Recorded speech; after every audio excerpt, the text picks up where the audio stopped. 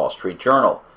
And if you're a frequent traveler who uses a laptop, you know how much you want something that's lighter and smaller, and yet powerful enough to get your work done or allow you to watch a movie on the plane or whatever. This has been a perennial challenge of the computer industry. And so this week I took a look at two new efforts to crack that problem.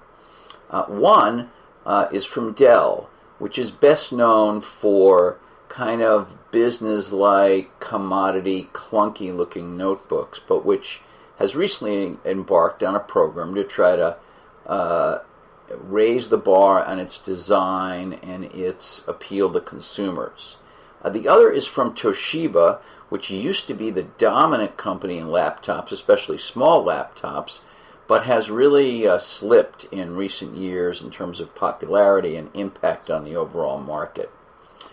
The Dell machine is called the XPS M1330, a typical unsexy Dell name.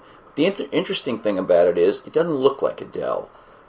First of all, it comes in colors. The lids, at least, can be ordered in color. And that's not a big deal, but it just makes the design of the machine a little sexier. The one I tested was crimson red.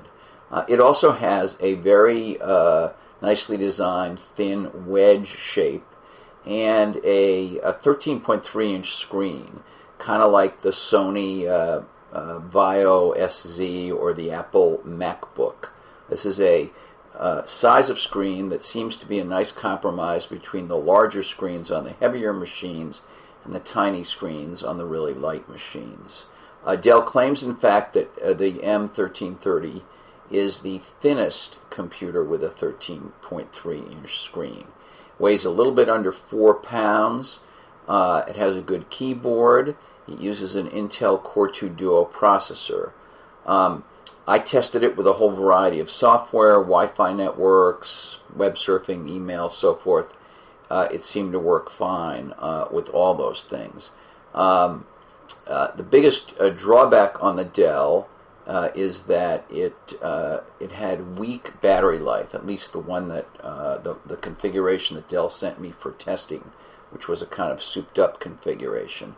I do a very tough battery test where I turn off all the power-saving features, I crank the screen to maximum brightness, I leave the Wi-Fi on, and I play an endless loop of music.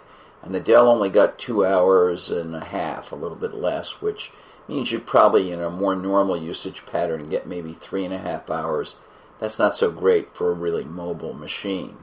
Now, Dell says that the base model, which cost $1,299, the one I tested, by the way, was about $2,200, given all the options. But they say the base model will have a longer battery life because it basically has a wimpier graphics system. The other problem with the Dell is, this is not a problem per se, is you can only get it with Vista. And Vista, I continue to find Vista machines boot very slowly. To Dell's credit, this particular model has none of the craplets, the trial software and come-ons that most users hate, but it still takes over 4 minutes to do a reboot on this Dell.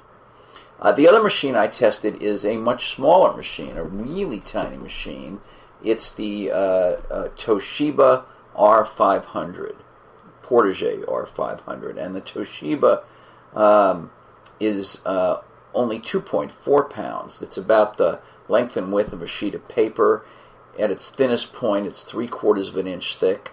It has a 12.1-inch screen, and yet they managed to jam in a DVD drive. Again, it uses a modern Intel Core 2 Duo processor. It has a 120 gig hard drive in a machine of that size. Comes with a gigabyte of memory. The model I tested, which costs $19.99, only comes with Windows XP. For about another $150, you can get a model that has Vista. The battery life on the Toshiba was terrific. It got pretty close to 4 hours in my test, which means I think you could easily do 5 or maybe even 5.5 in normal use. But there was also a big problem with the Toshiba, unfortunately. It had a defective DVD drive when it was shipped to me, and this is a production model. And part of the reason, or the reason that Toshiba said the thing was defective, was that in shipping, the lens that actually reads the disc had come loose. Now, this is a problem because they're using a new, very thin DVD drive that allows the machine to be so thin.